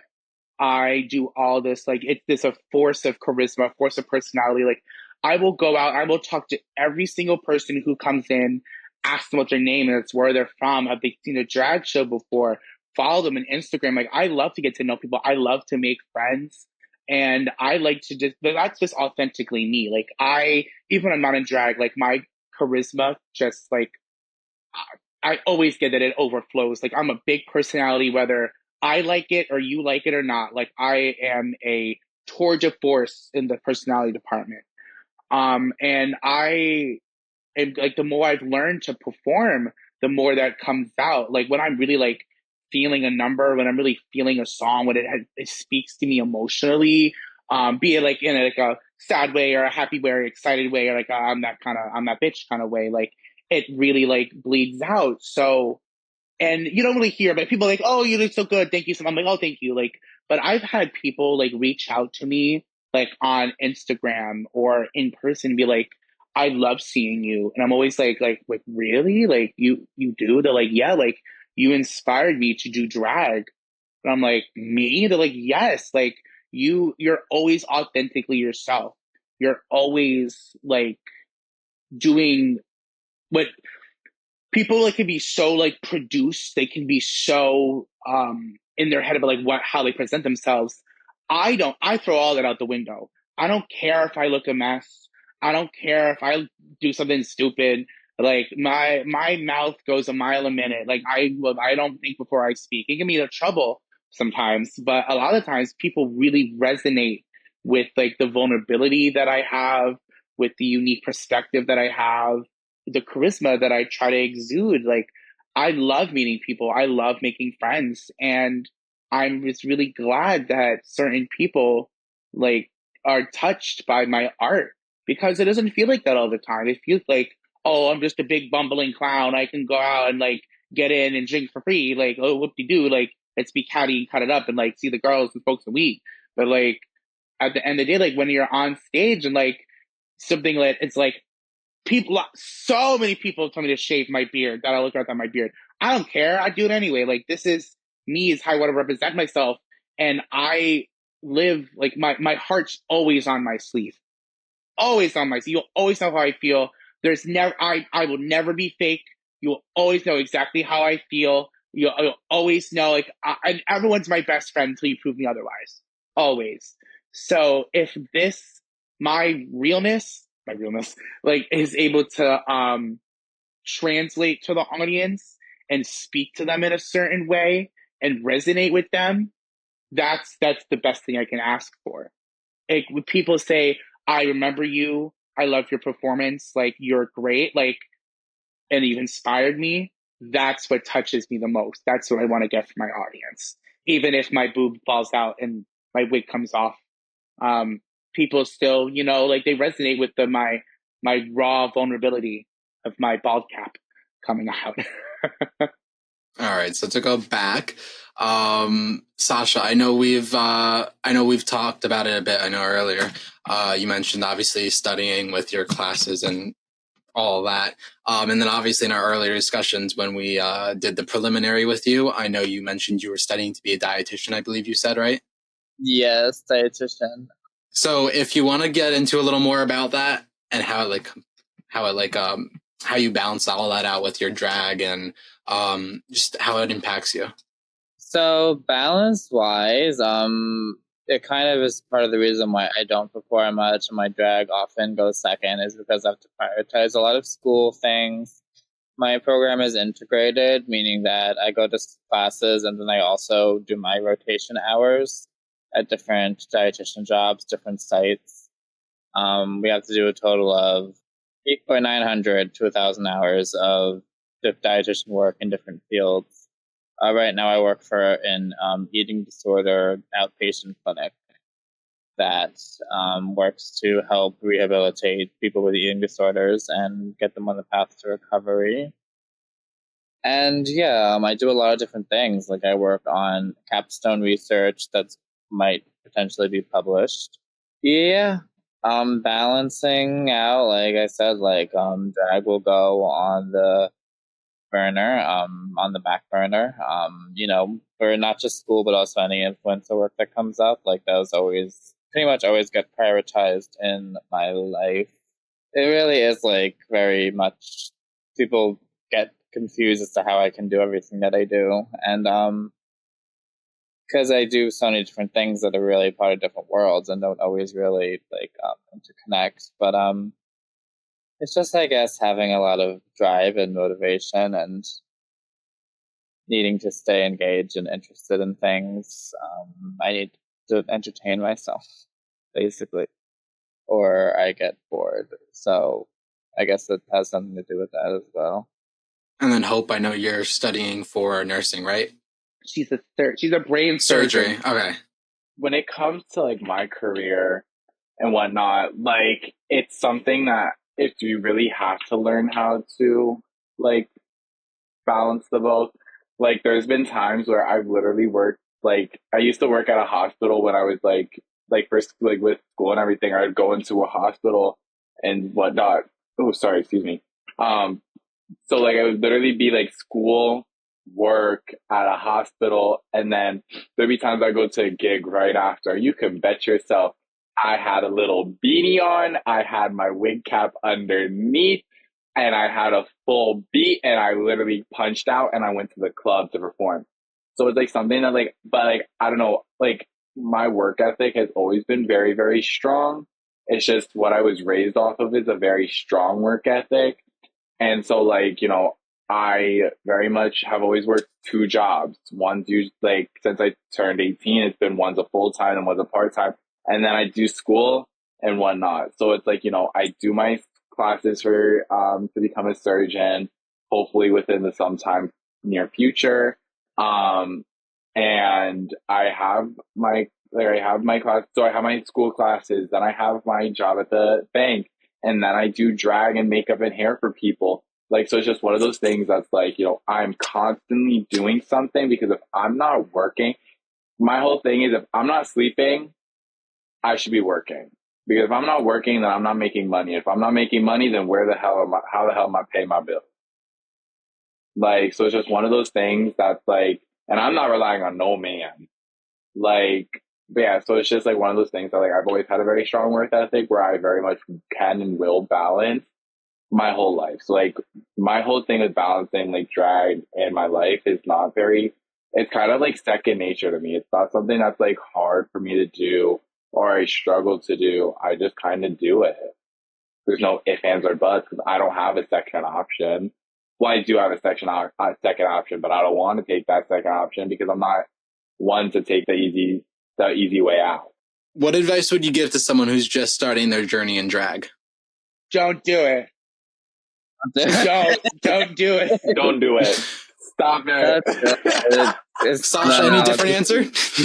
You disagree with them? Stop while you're ahead. I think you could do it, but don't think it's gonna be like this. Like, oh, I'm gonna be pussy. I mean, I'm gonna be a star. I'm gonna be. This is gonna be everything. Like, you're gonna be like one of 10,000 like basic bargain bitches who are just showing for $1. Any names you want to name? Yeah, Sasha Lorraine. No, yeah, like I think you could start, but just keep in mind of your place in the universe. Okay, but on all seriousness though, other than the fact of don't do it, I say go for it. At the end of the day, like, you're gonna be put through a lot. Your feet, make sure you dedicate at least $80, at least $160. No, $80, like $45 for a pedicure. So $80 a month because you gotta get at least 2 pedicures a month. You gotta get There's a lot of work. Okay, you know, just get yourself a good pair of comfortable heels is what I gotta tell you. Because Lord, your feet will be killing you, and just also stick with synthetic until you have the money to buy human, because human looks nice, but synthetic Human hair does is the a same privilege. damn thing. Like, it's just one of those things that's like, you know, go if you want to do drag, do it. At the end of the day, nobody can tell you not to. Well, people can tell you not to, but at the end of the day, if you want to do it, say, excuse my French, say fuck it and do it.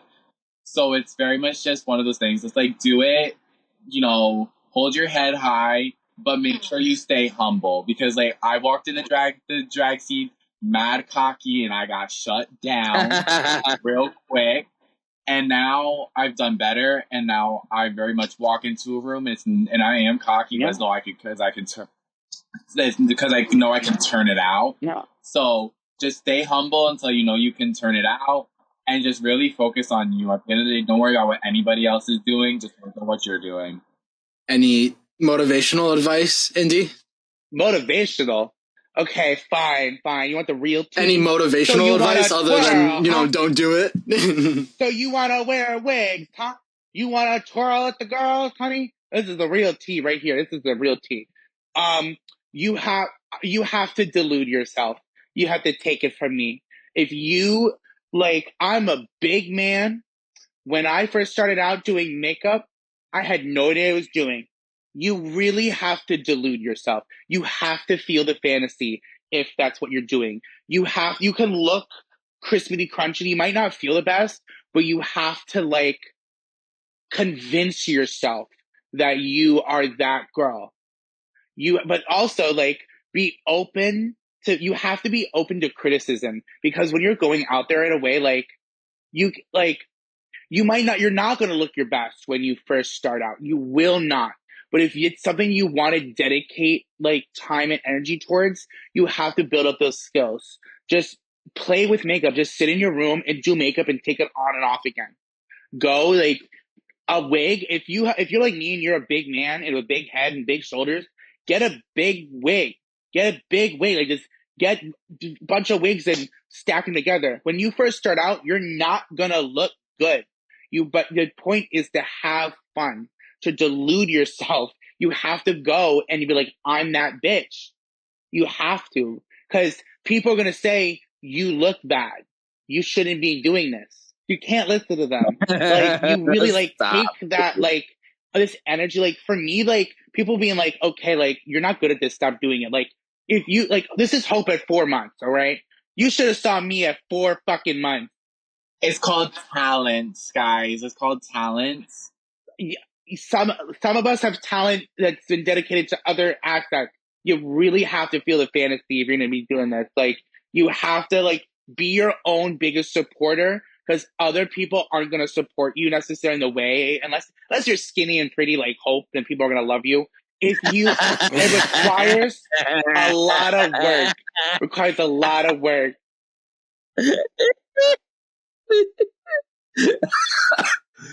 I would like to say you could also DM me at the Hope Diamonds, and I will put you in. I will do your makeup one time for free. Every other time we'll talk about a price. Oh, can you do? Wait, do you want to beat my face? We can make you can film. Oh my it. god, yeah, I can paint your face. You'll actually look good for You're once. lucky this podcast better be open, bitch. I'm gonna So, show up. Okay. Last question, and then you guys can beef it out afterwards. What are your hopes and dreams for your drag career moving forward? I hope to get more brand deals. I hope to launch my own brand. I hope to have more wonderful adventures and elevate my drag and my art, be on more cool things like podcasts, and just get the movement, live the fantasy. I'm gonna ride this horse till the legs come off. Like I want to keep having fun. Like I want to enjoy. Like I'm gonna keep doing drag until it stops being fun. But like I would love to see myself in some kind of like podcasty situation. I would love to see myself hosting stuff. Like my greatest asset, I know for me, is like my mouth, my personality, like my performances, my ideas. Like I like there's a good time. I'm also a classically trained chef, so I love to have a cooking show in drag. Oh, that's everything. I just want to keep doing more content. Like and you know this already now, like I'm innately a lazy creature. I'm very type B. It's just getting inspiration to just keep doing more, just keep building myself up. Like I know I'm a great host. I know I'm great when it comes to like talking or on camera or selling myself. Like I know my strengths, and I love like being able to showcase myself. So if you're a promoter or a booker, if you want to have me out at your bar, at your club, your event, you want to laugh, you have a good time, you give me a call. If you make videos and you like what you see here for some reason, you give me a call. Like, where can they find you? Shut up, Hope. You can find me on Instagram. That's just going to be the opening of the podcast. It's just going to be the snippet of it and you going, shut up, Hope. That's fine. Okay. You can find me on Instagram at Miss MISS period Indie INDIE period Lusion LUSION Miss Indie Lusion. Girl, way to have me now tie this all together. So my hopes and dreams with becoming my drag is always very changing, because I started drag saying, oh, I was only going to do this for a short period of time. Keep it calm, keep it cute, just prove my friend wrong. I do actually have a podcast coming out within the next 2 weeks. It's going to be a go-go in a wig with Hope Diamonds. And that's Diamonds with a Z, and it's Hope Diamonds. You'll be able to find out all information, all my upcoming bookings, all of my upcoming shows that are public. I do a lot of private events. You could also reach out to me, because like I said, if you want to get into drag, I'll very much help you. Like, I'm very much not in the spot to have a drag daughter, but I will very much help you in drag. I know that Dia's DMs are open as well, where she will per se guide you and be like, hey, you know, if she knows you got star potential, she's gonna make sure you know that you have star potential. You can also keep in contact with me at The Hope Diamonds on Instagram. That's THE for The Hope. If you don't know how to spell hope, Sounds then great. girl, you need some hope in your life. And then Diamond, DIAMOND with the Z at the end. And then we could just key it up there. But yeah, so my hopes and dreams really are always changing. It's always very much just the one focal point is to always make sure to take care of yourself. Realize that, you know, your potential is what you see in yourself is what people are going to see in you. If you don't see that you are confident, you can't look in the mirror and tell yourself, I love you every day, then start doing it now. Because at the end of the day, you need to make sure you have that confidence and to keep it calm, keep it cute, keep it classy, and stay puss like Hope Diamonds. Because this mug, Indy can never. All right. So basically, you could find me at Sasha Lorena. That's this one, except without the space and lowercase. So Sasha Lorena. And you can watch me be a little fool on the internet and do beautiful educationatory things. Beautiful. But yeah. That's it. But, you know, in case you forgot, my name is Miss Indie Illusion of New Jersey's dumbest diva. You can catch me on Instagram at Miss Indie Illusion, MISSINDIELUSION. I post all my upcoming shows, appearances. If you want to book a bitch or anything, I will two-step at the Wawa. I don't care. But yeah, like send me a message, bring me out, let's have a drink, let's have a key. Oh, come to I have my own show called Bad Girls Club. We do pop-ups over at Bricks in Belleville and other venues. Come see a girl, twirl. I'll tell a joke, my wig will probably come off. It'll be cute, it'll be nice. All right, everyone. I hope you enjoyed this episode of the Queer Quarters. I hope you all learned a lot about the drag culture and some interesting facts and obviously the personal experiences of fellow drags in New Jersey. If you aren't already, make sure you follow Queer Quarters on our social media platforms. We are on TikTok, Instagram, everywhere you can think of, YouTube, Spotify, all that. And I hope you all have an amazing day. This is the Queer Quarters signing off. DMs are very much open. If you want me to put you in makeup or put you in drag for your first time, make sure you have a roll of duct tape and message me. At the end of the day, no matter how you present yourself, you can be loved and you can love. Yeah.